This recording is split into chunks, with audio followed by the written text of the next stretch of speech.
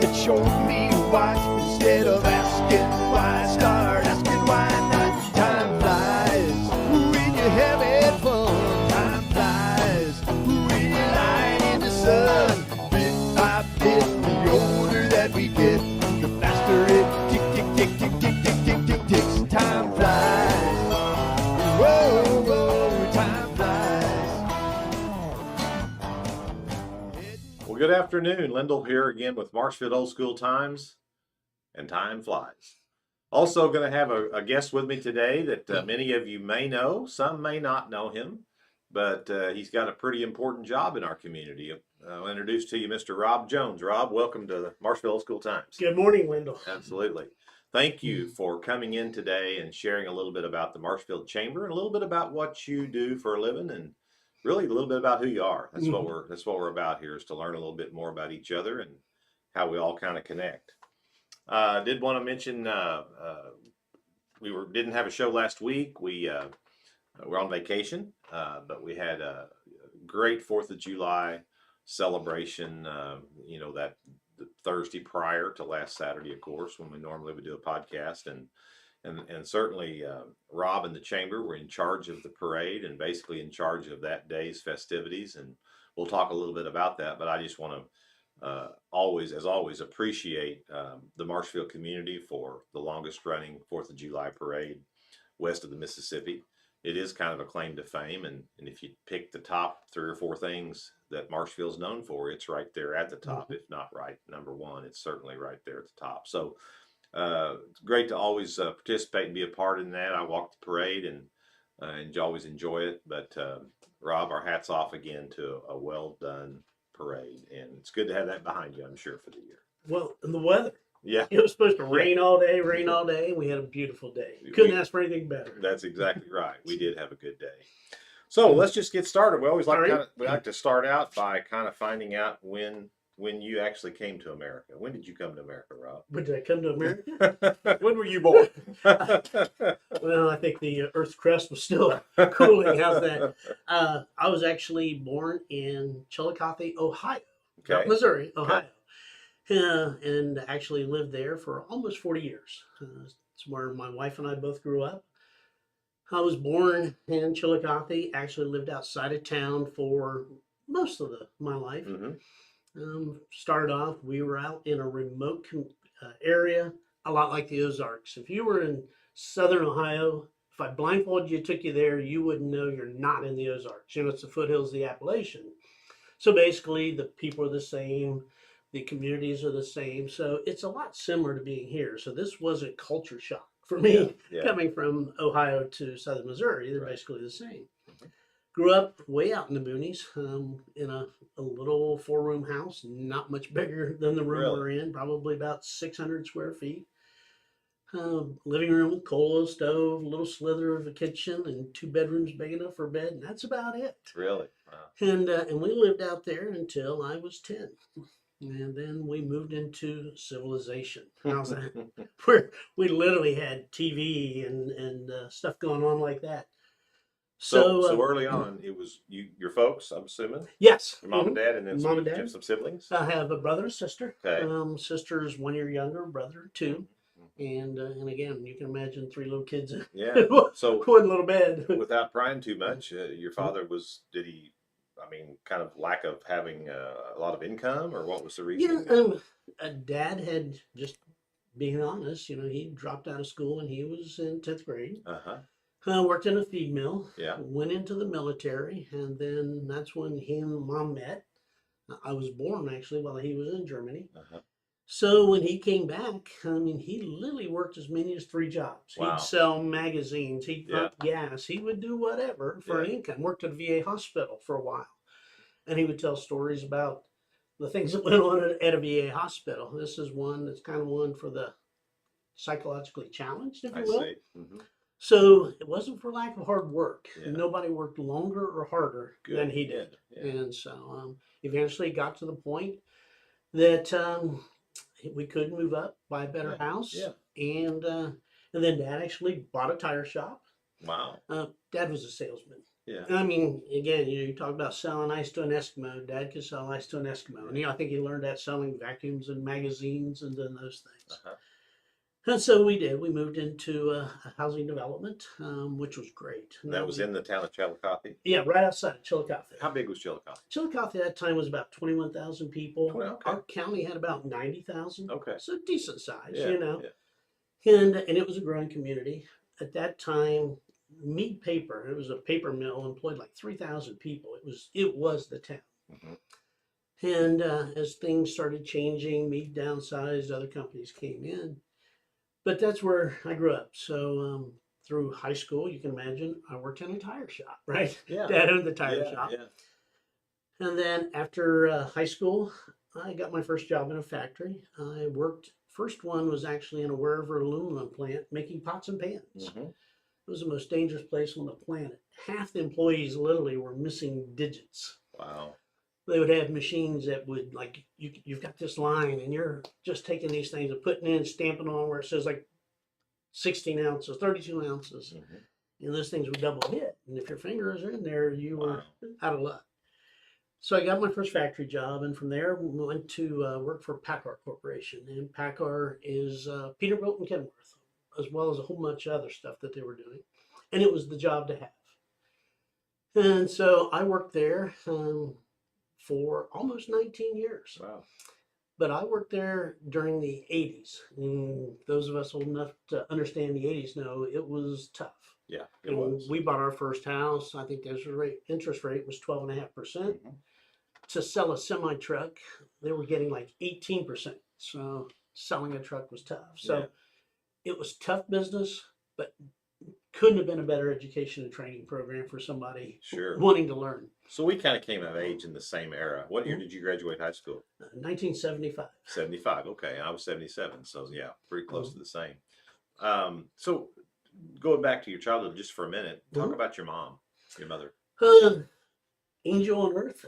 I said, They usually are. Yeah, that's They right. usually are. Well, Yeah. all little boys feel that That's way, right. right? That's right. But yeah, when Dad was out working all that time, Mom was home with us, and again, you could see her out there trying to scratch a garden out of shale and slate banks. It just didn't work much well that way. Uh-huh. But she did a great job with us, raised Sure. us right, taught us right, and never in her life heard her say a foul word about anybody. Yeah. She's just that way. So Right, that's right. the kind of person she was. I assume they passed. Yes. Yeah. Mom had cancer. She left at 62. Wow. And Dad actually had a heart attack when he was about 50, massive heart attack. Continued trying to work the best he could. He made it until 74. 74. Yeah. So that you've been without him for a while. Yeah. How about your brother and sister? Brother and sister both in Chillicothe. Okay. Needless to say, they're at that same age group we're at. Yeah. And so my sister and brother are both retired. Brother had worked at the Mead Corporation for probably 40 years, Wow. literally. Yeah. And my sister worked in the medical profession, not as a nurse, but more as an administrator Mhm. over the years. Yeah. So it sounds like your background, your upbringing in a very loving, moral family unit, obviously got you started on a career path. Working at the home at the family business, Mhm. and then with, as you mentioned, the company that you worked there 19 years. So it sounded like a pretty good start in life. It was. And again, call it blessed, fortunate, you call it whatever you want. Sure. It couldn't have been any better. That's Just great. couldn't have been any That's better. great. So I guess you met your wife some point then? Yeah, she actually had gone to, we had a branch college of Ohio University in Chillicothe. And so I was working by day in the factory and going to school at night.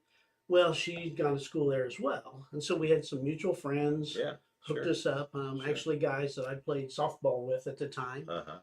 And we got hooked up, and our first date was a 40-mile bike ride. Is that right? And our Wow. first dinner together was like a Dairy Queen. Yeah, well, that's very typical. Yeah. Many of us. Well, that's cool. And so, what year did you get married? 82. 82. Mhm. So, and then I guess you still live there in the Chillicothe area. Yeah, we lived there up until 96. 96. Okay. And then thought I'd never leave Packard. I got a call from a headhunter who was recruiting for a company that builds the small terminal tractors like you see at AWG and these places, the little snub nose trucks. And it was actually full of former Packard employees. One was a good friend of mine. And the recruiter called and say no, no, no. And one day my wife and I said, why not? Yeah. It's time. You know, we've been here 19 years and we felt like we were probably meant to be Conestoga wagon type people anyway, get out and move around. So we decided to pick up and move, which was a little tough one. Obviously, my sons. At that time. And how old would they have been then? Let's see. They would have been 10 and 12. Okay. Yeah. And we made that first move. We moved into a little town in Kansas, Osawatomie, Kansas. It's where John Brown had been located. It's a lot of history there. Yeah. The community welcomed us like you can't believe. It was just unbelievable the acceptance that we got there. We worked for that company for 18 months. I was brought in my last 2 years at Packard. I was traveling the world doing operational excellence, going into our companies, improving them. Also became the hit man. Hey, this company's having trouble. Go fix it. Right. Now, did you get your degree in that area? It's business management. Business management from Ohio University. So that helped you. Yeah, it did. Move up in the company, you might say. Yeah, the degree really, there. It's something that you hang on the wall. Sure, The experience sure, is what absolutely. really made the difference Absolutely. to me. You know, if I'd had the degree without the experience, wouldn't have been Right. anything the same. Right. So this first one, they were basically a blacksmith shop, and they wanted to turn it into more of a manufacturing environment. And so we were doing that. Got very progressive. We went from building 3 trucks a day to building 10 trucks a day. In the 18 months I was there, we sold twice. So very good for the owners, and then the new owners. And so all of a sudden, it was part of a Swedish international corporation, and that was good. That was the late 90s. Yeah, that was late 90s. So economic times were pretty good, right? You know, they're still up and down. Up and You know, down. kind of. There's always that threat of a recession. Yeah. But for that most part, by that point, we were broken through So it. you were at you're in the Clinton administration, and after the Contract for America kicked in '94, things Balanced the budget a little bit. Got pretty good there in the 90s. Yeah. Okay. And so then I was recruited away from there to go to a company. They built these terminal tractors as well, but their real need was building school buses. And so they had a school bus company. They wanted to grow and improve. So I went there, met a man that became very influential in the rest of my life. It was a neat company. We literally, it was taking 300 hours to build a school bus. We got that down to 179. I thought we could go to 125. Wow. Well, the money you're saving. Yeah. What we were able to do is go out and win a major contract because of our reduced costs. And overnight, we doubled sales. Within literally 6 months, we doubled our sales. Wow. Unfortunately, it was a tough place to work. Which town was this now? This was actually in South Hutchinson, Kansas. Okay. And again, good town. Nothing wrong with the town. Yeah. Old salt mines and stuff. Yeah. But it was a tough place to work. And actually, the guy, I was vice president of operations. The president quit. And then he actually had interviewed at Lowboats up in Lebanon. Yep. And he said, I'm not the guy you need. You need to call this guy. And so Lowboats called me, and in '99 I ended up at Lowboats. And that's how I got into this part of the country. How's that? Okay. The rebirth in Missouri. So I worked at Lowboats for about 4 years. The goal was to get it turned around. We actually went through a turnaround, went through a corporate bankruptcy, which was tough. Our parent company went belly up. And so that was a new and challenging time, but we got through it. And worked there for a while. And from there, it's just kind of somebody would call, hey, how about come and work with me and do this? Well, each time they do, they kept dangling a bigger carrot, Absolutely. right? And so I guess the big thing then came in 2005. The gentleman I'd been my president at Collins Industries at the bus company was at EFCO Corporation. And he called me and said, hey, we're in trouble. We need help. And that's Monet. That's Monet. Yeah. Correct.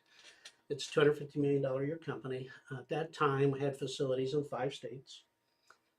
And literally looking in the future, wasn't sure how they were going to make payroll. And so goal was, stated goal, come in, get us turned around, help us get sold. Well, 27 months later, we back up. This company's an ESOP, so the stock had to be valued every year, employee or Yeah. stock Yeah. ownership. The stock was valued at $82 a share.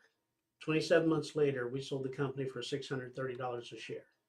Wow. And you can imagine an employee who was worth $30,000 in 2005 went out in 2007 at almost $250,000. Wow, that's phenomenal. And that's awesome. that's So the what cool part. products did EFCO do? Windows. So they do like the skyscrapers, all the stuff you'd see like on Trump Tower or places like that. Glass and aluminum. Glass and aluminum. Yeah. Yeah. And so it was big national, not international. We shipped all over the country. And it was really a good company. It just kind of had fallen on some tough times. Sure. Lost Yeah. its direction. How long were you there? Just there 27 for more 31 months. Okay. And when we sold the company, You're getting close to the recession though here. yeah, it was. Keeping track of the Yeah, that's right. Well, and when we sold the company, literally the chief shareholder is 54%. He'd gone from at one point, well, if I can get 40 million, I'll sell. If I can get 80 million, I'm sell. So I just got 120 million on the table thinking, I'm not sure I want to sell. Well, fortunately he did. He did. Because a few months later, 2008 hits and everything starts going the wrong way. Exactly. But what I told the new buyers was I'd stay on until the first of the year. That we actually sold it in, I think it was August 27th. And I told them I'd stay until the first of the year, help the transition, at that point decide whether or not we wanted to go forward. Well, I didn't like the direction it was going. It's hard for companies that come in and buy another company and they say, hey, we want you to be like us. Well, that's not the way it works. It's a completely different culture. We talked about cultures. That's right. Completely different work culture, completely different society. So it just wasn't working. And so I broke out on my own and started doing really consulting, business brokering, doing a lot of that over the last few years. And somebody might call me, for example, SRC, hey, we have a new division, we can't get it up and running, will you help us? Well, I went in there for 6 months. Went into a company in Mississippi. They were building bush hogs and tillers and that kind of stuff. Went in there for 3 months. So I bounced all around, and predominantly around the state of Missouri. Even right now, I've got clients from St. Louis to Grove, Oklahoma. So a wide path across southern Missouri that I'm working with. And occasionally, again, a company will come and say, hey, we want to hire you, and I'll go in there and work for a couple of years. But I'm past that now. I want the flexibility. So you've predominantly been doing this kind of consulting on your own for what, 15 years or so? Yeah. Okay. Wow. Yeah. And again, what it is, it's I enjoy it. I really do. I say I'm like Don Quixote. I need giants to slay. And I'm not a guy, even when I interview companies, I go and tell them, if you're looking for a maintenance guy, I'm not that guy. Yeah. You need someone else Yeah. with a different temperament than what I have, because I'm going to go nuts in here in about 3 months. So, Well, that's great. That's a really neat story. As far as your family, it's almost a rags to riches story. I mean, it sounds like your mom and dad started out with not much at all, and yeah, no, they did. like- And Dad's hard work paid off, but it took a long time to do Sure. it, and took its toll on him. Again, Yeah. massive heart attack. Right. Really. but obviously set the 3 of you children up to go to school and get good jobs and find your Absolutely. careers. That's a great story. Well, what about the missus? Talk about her for just a minute. Okay. Well, she's a school teacher. When we met, she Okay. was teaching at Chillicothe High School in Chillicothe. Mhm. We met, like I say, we both like the outdoors. We'd go motorcycle rides, bike rides, do whatever. And so eventually we decided to get married. We got married in 82. And at that time, we were living in just a little 2-room apartment. But about 5 months later, we bought a house and started planning for a family, you know. So our first son, we were married in 82. Our first son was born in 84. And our second son in 86. Yeah. When the first son was born, she quit teaching and became a stay-at-home mom until both boys were back in school. Then she went back to teaching again. And being a teacher, every time we'd move, there are always teacher Oh yeah, jobs yeah, available. that's not a problem usually. Yeah, And so, but the hard part, you move in and you're behind the curve trying to do lesson plans and all. and probably different states have a little bit It different is, yeah. plans as well required and so forth. Yeah. So the boys, how about them? One lives in north of Stratford, Okay. and he has two daughters that are now 10 and 12, Yeah. and they're the center of our universe. Absolutely. They, Of course they are. we see them multiple times every week. They both play basketball year round down here at the Stratford Sports Right. Center. And so every night we're sitting down at the Stratford Sports Center watching basketball. My other son lives outside of Kansas City. He has a daughter and a son, and we don't see them obviously near as much. Yeah. But the mother is real good about bringing them down. For 4th of July, we had 13 people. I thought it was 14. We ended up with 13 people Wow. came into our house, Yeah. mostly from Kansas City, to come to the parade and just spend the weekend. That's awesome. Well, at least they're close enough they can drive down. Absolutely. That is cool. Now you live kind of that direction, don't you, toward Fairgrove or some that way? Yeah, I'm actually right in between Marshfield and Elkland. Okay, Marshfield. So right in Okay. I knew it between was that 38 and W. direction. Yeah. Okay.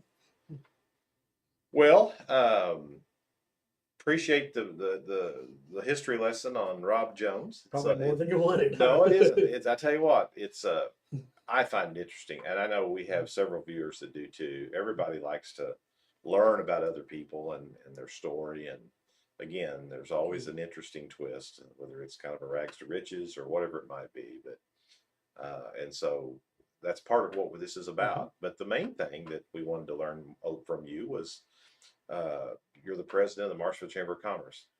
That may not sound like well, it's certainly not a great financial title.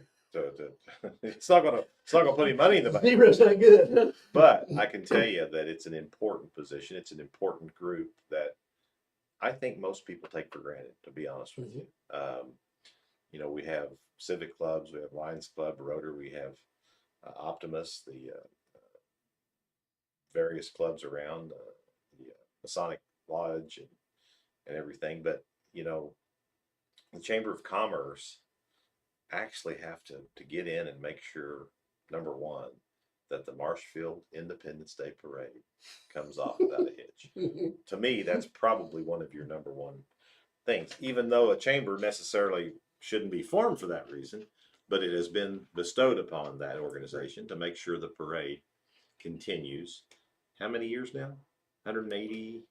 How many years? 140 some? 145 for the parade? Yeah.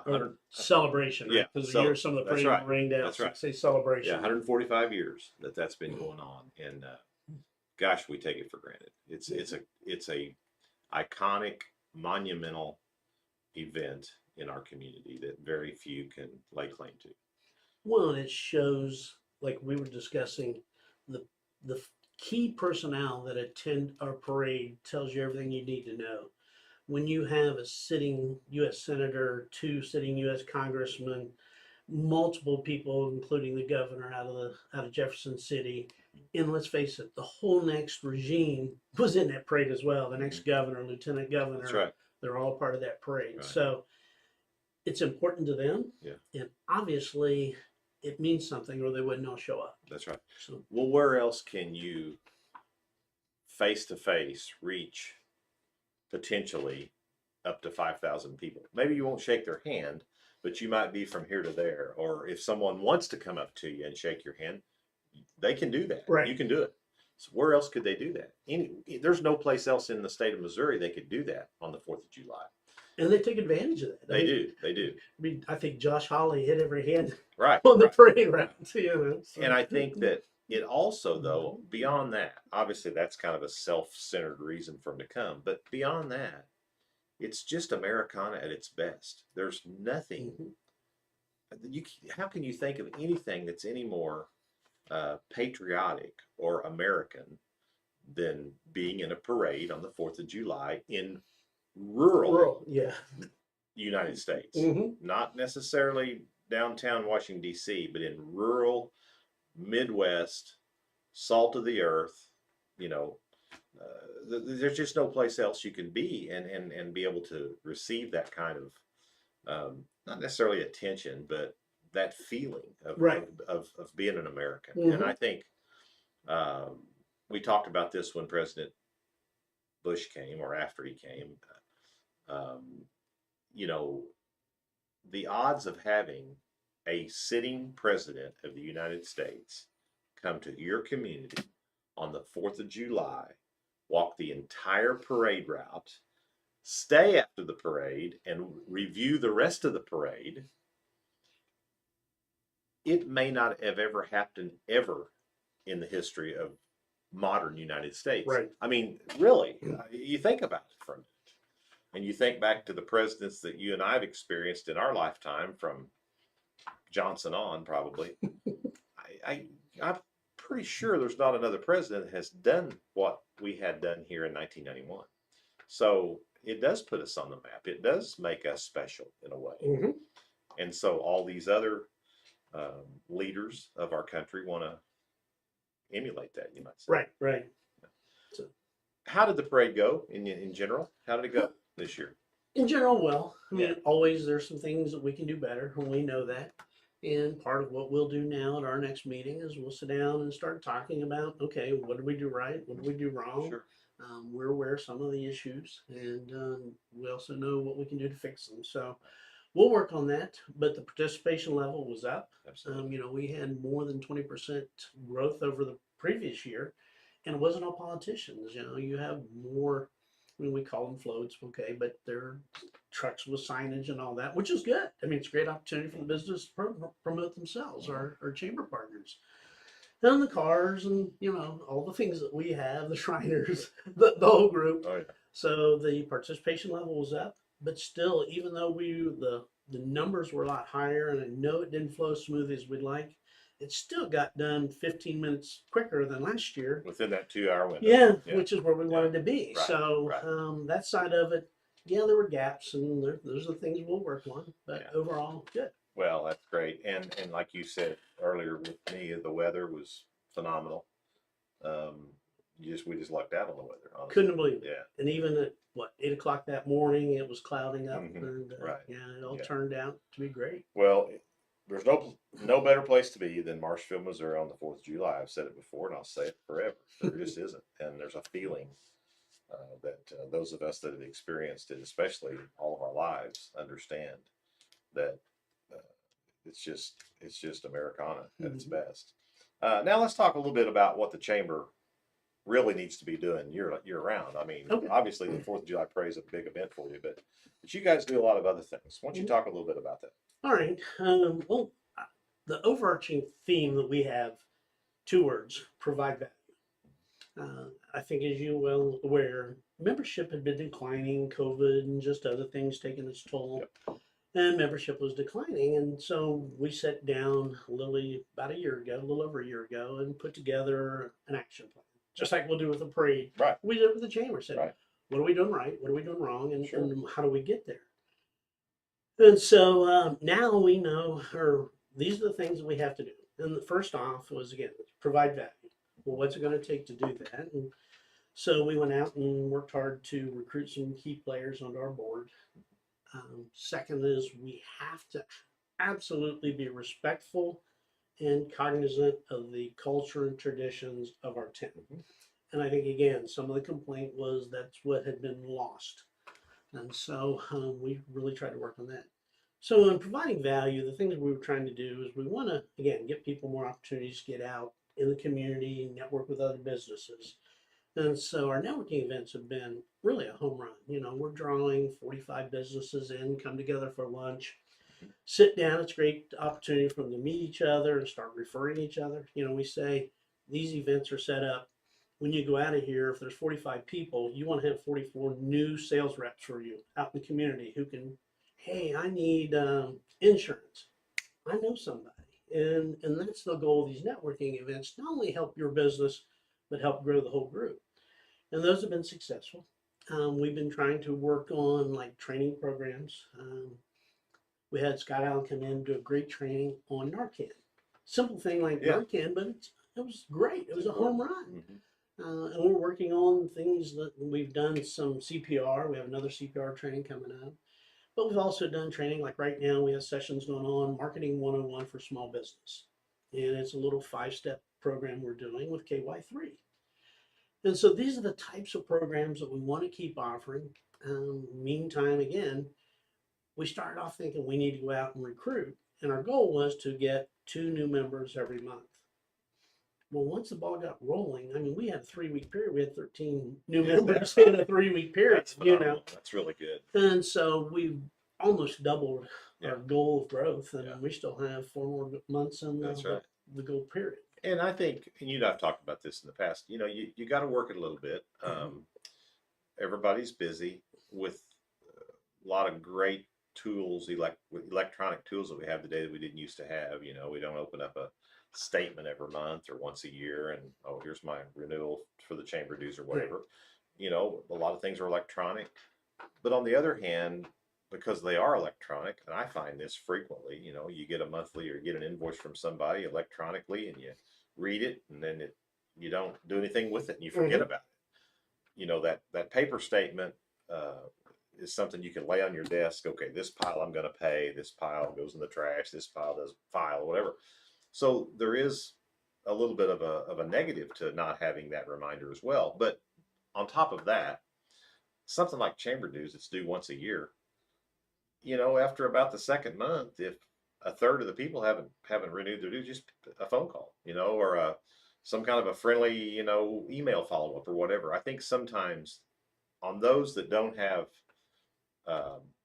monthly renewals or monthly bills that automatically come out, trash bill or whatever, you just about have to follow up. It's not that people are, you know, not intending to pay or renew, they just need a reminder. And so I think those kind of things will help you as you, and you guys have done more of that. We've talked about it. Yeah, Rachel actually has done a good job this year of following up. Rachel does a great job, you know. Her strength is communication. She's great. She is awesome. And the same way with new people, when you hear of a new business coming to town, if someone on the board or whatever can make a friendly appearance at that facility, if they haven't joined the chamber, tell them about the chamber. And I think it's a great way to, and it's paying off for you, it sounds to me like. Well, you've been doing that. Yeah, we have.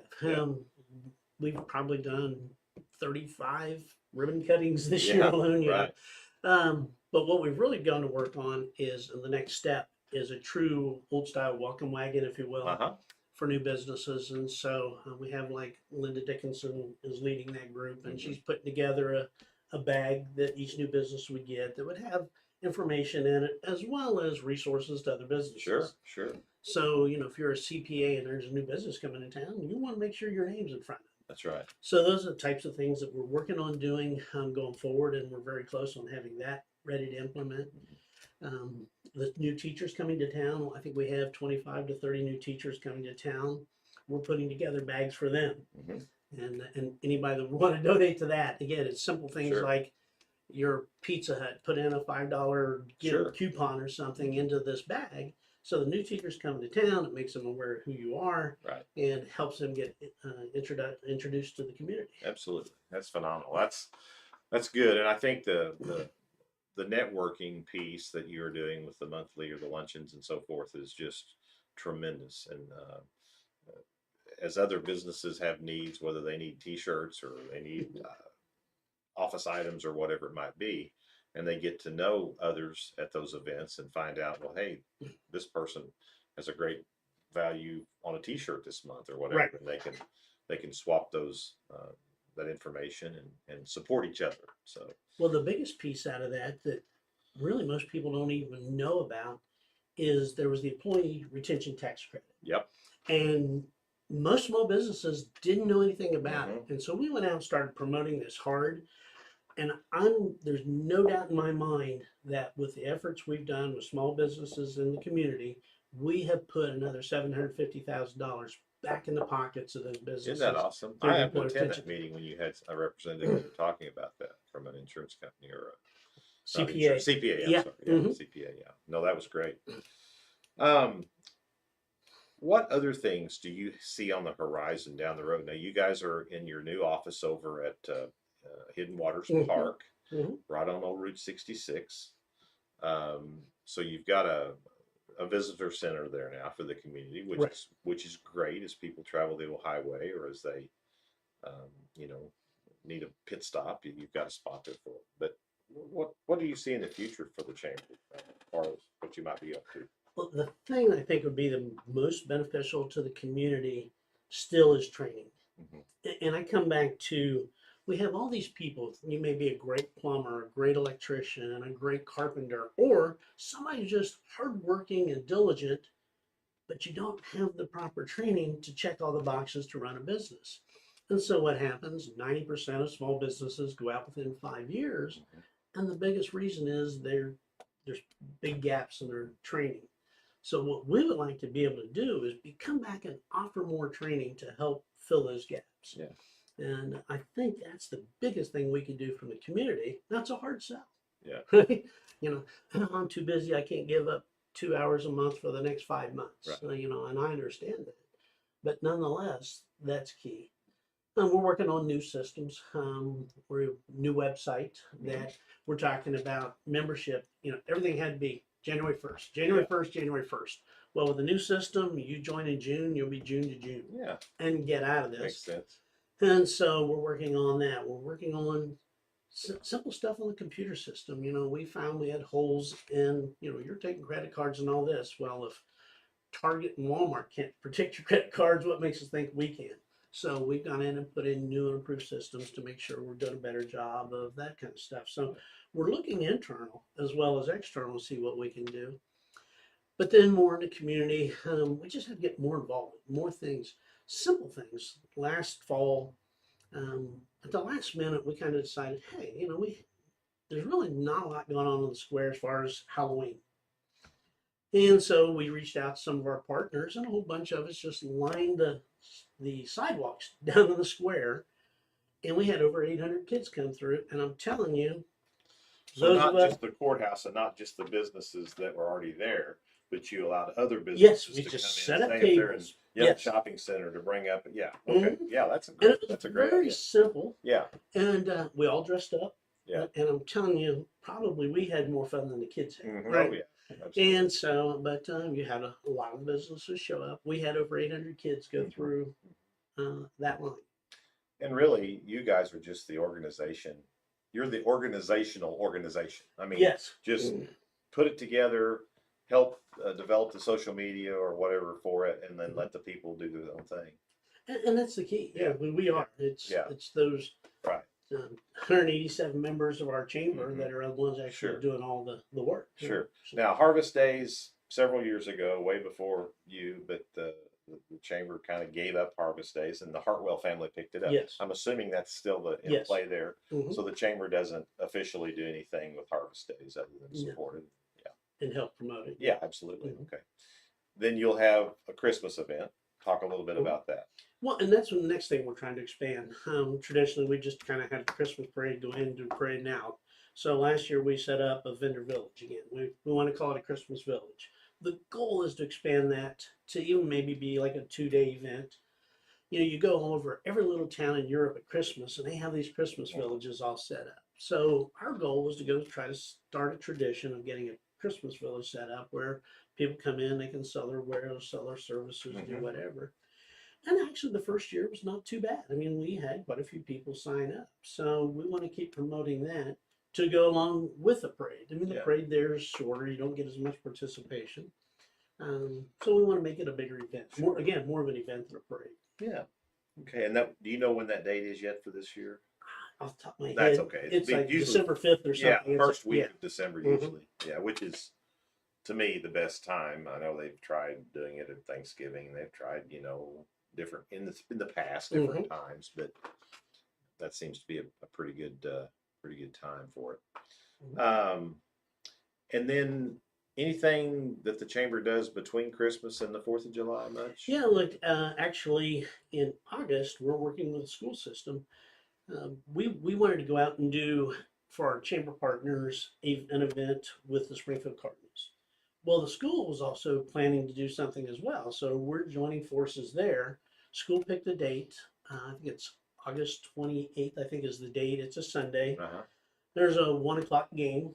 And so to get things the way we want, if we can get 300 tickets sold total, then like Mike Henry or Natalie or somebody can go out and throw out their first Yeah, pitch, yeah. and kids can run bases and do all that. Yeah.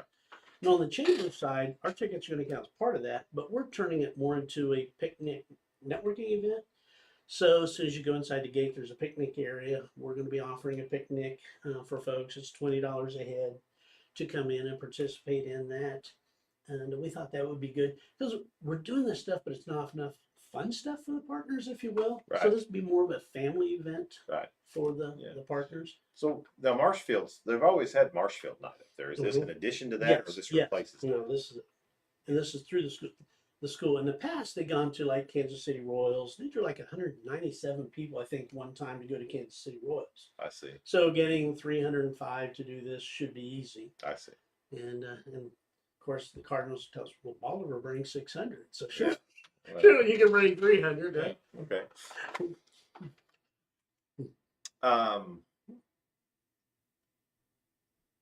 The Chamber of Commerce, I guess, I thought we might talk just a little bit of history.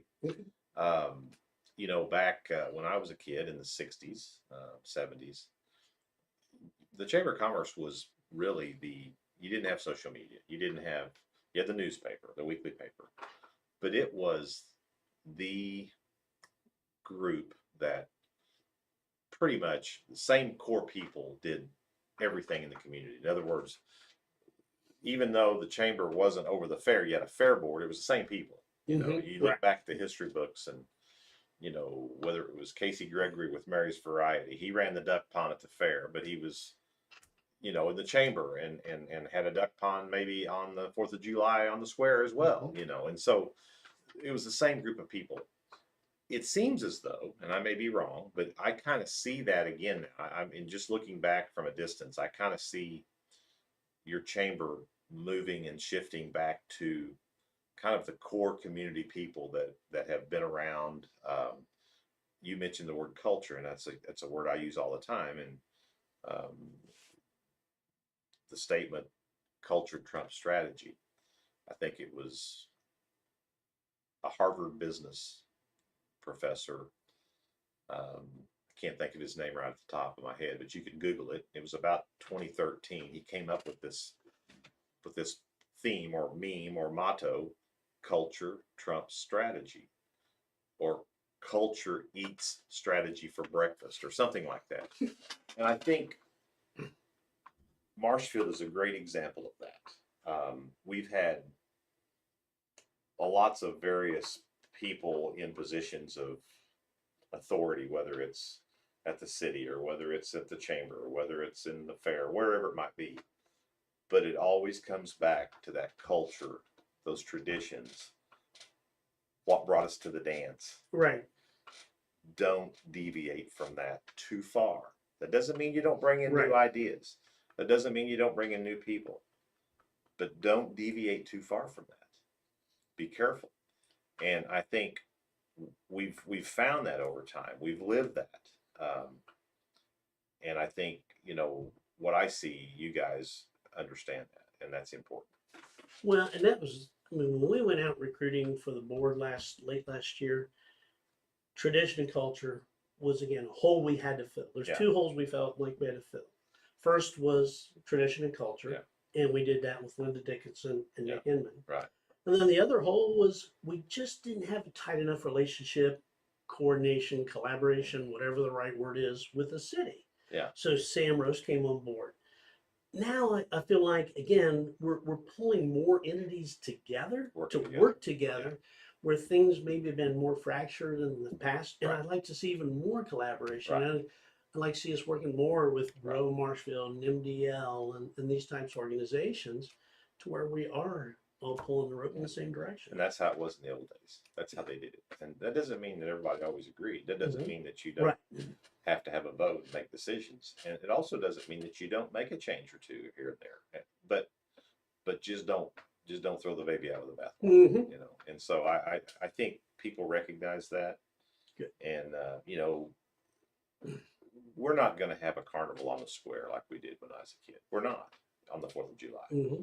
It's not feasible in today's times. There's too many other options, you know, whether it's Silver City or whether it's going to a Springfield Cardinals game or going to a St. Louis Cardinal game or going to the lake. There's just too many other options. It's too easy to get in a car and drive somewhere for the day if that's what you want to do. Mm-hmm. It's not to stay on the square and ride a hot Ferris wheel, you know, because you got the fair down the hill that's probably already starting on the 4th, or you Right. do it down there. Yeah. So those That's days are gone. You're also not going to get much participation in having kids sack races anymore. That was something from a different era. You're just not going to. Right. So there's certain things that we would all love for it to be like it was as we were children. But what we have to remember is our grandkids remember what it was like as children growing up in the 2010s. Mm-hmm. And that's what we got to keep, is somewhat the tradition that they remember and our kids remember. They don't remember the sack races particularly. Right. So we have to keep that in mind as we plan events and do things. And so I think the number one thing is the parade's got to become, that's the mothership. Mm-hmm. Just don't mess with the parade too much. Yeah, you can adjust Right. routes or whatever, but I mean, that's how I see it. Well, and the key on all that is we want to get more events for the children. Yeah. You know, because there's still 4th of July, you have the fair, you have the stuff going on, but still I see it develop to be more for the children. Yeah, but I'm telling you, you're not going to get them to stay after about 1 o'clock. And They've been that's up the there. dilemma. They've been up there Yeah. since 8 o'clock. Right. It's hot. They're ready to go to grandma's and eat coconut cream pie. Right, They start, right. and Mm-hmm. it's just a different era than it was. Right. You know, as a kid, we looked forward to the 4th of July of going up there and spending all day because we didn't have all that other stuff to do. My parents, I've heard them talk about, they waited all year to take their dollar bill that my grandfather gave them, you know, on both sides, to spend up there all day and hang out with their friends. Now, my grandchildren hang out with their friends every day. It's just a different Right. era. So Mhm. that's what you have to kind of remember. Mhm. Now, having the jump up stuff and all that on the square for the kids, I think that's great. You know, if you can do a few things, that's fine. Right. But you're not going to keep the crowd till 6 o'clock or 8 o'clock at No, night. no. It's just no. a different era. Especially when yeah. it's be 98 Yeah, degrees yeah. or whatever The it was that event is day. the parade. Right. And, you know, if you can sell some corn Yeah. dogs after the parade's over, that's about all you're going to get. So, Well, and the key for us in the chamber is to make sure we understand that's not our only task either, right? that's right. That's And- right. And you guys have figured that out. And you're, you know, that it's a big, big thing to just put the parade on. Mhm.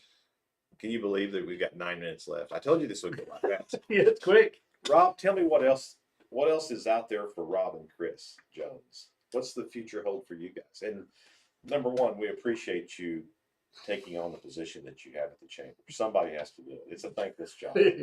Thank you for that. And we really appreciate new blood coming into town and someone that can fit in with the culture, yet bring new ideas. And you seem to be that perfect person. So we appreciate that. We well, our granddaughters, like I say, they literally live like 10 miles away. Uh-huh. That's why we live where we live. You know, when my son and daughter bought a house, we weren't going to be that far away, and so we bought the house we have. I can tell you, we're not going anywhere until they get out of school. That's a given. So yeah. we're in here 8 more years That's regardless. That's great. We'll keep going. I do business consulting and brokerage, and so we'll keep working that. I'm not a person who can go retire and sit on the back deck. Mhm.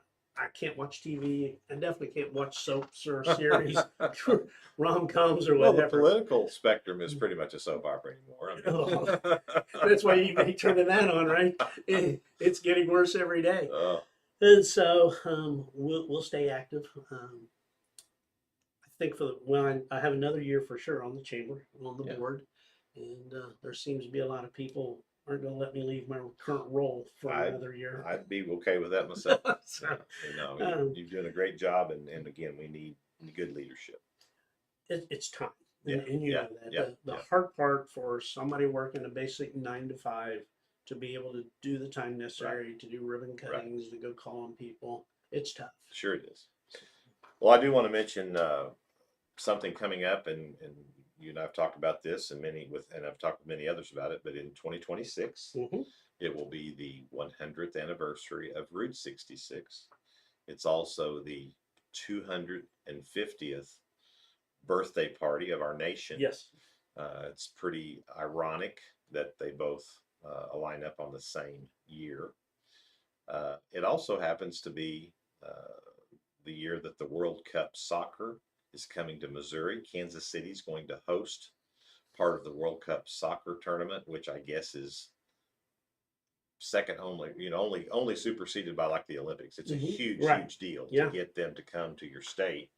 They're expecting 10, 12,000 people to come to that event in Kansas City. I'm not sure how many days it is.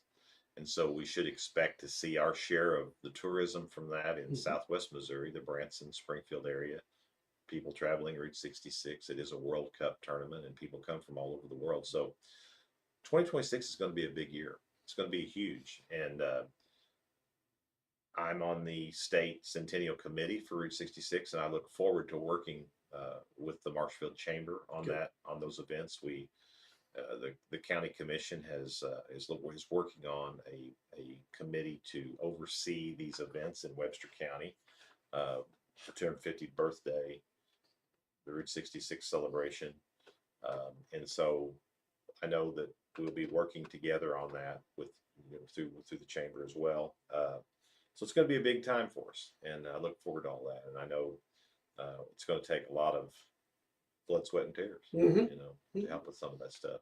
Those are the kind of giants we're looking to slay. Right? It is, and it should be very, very helpful to the businesses. Absolutely. The tourism dollars that'll be spent, the food, and so forth that'll be sold as people come through our community and refresh themselves. So, but beyond that, it's just really a pleasure to have you on. Pleasure to get to know you better. We appreciate it. Hope we didn't pry too much, but I think people find it interesting. Everybody's got a story. Right. You got a pretty good one. I don't know about that. Sound like a pretty good Probably. life. Oh, couldn't be better. Yeah. No one on this planet has had a better life than I've had. Well, that's great. We like to hear those positive stories for sure. So thank you, Rob. We Thank you. appreciate it. We'll see you soon, and we will see all of you next week. We do plan to have another show next week, and already been talking to a couple of guests. So be sure and tune in. Keep watching. Really, I have been enjoying doing this for the community. And if you have any input, don't hesitate to holler at me. If you know a person out there that would be an interesting guest, I certainly welcome your suggestions. And go back and review some of those old shows. We got some fine people in Marshfield that have been on that if you haven't heard their story, I think you'll find it interesting. Thank you. We'll see you next week.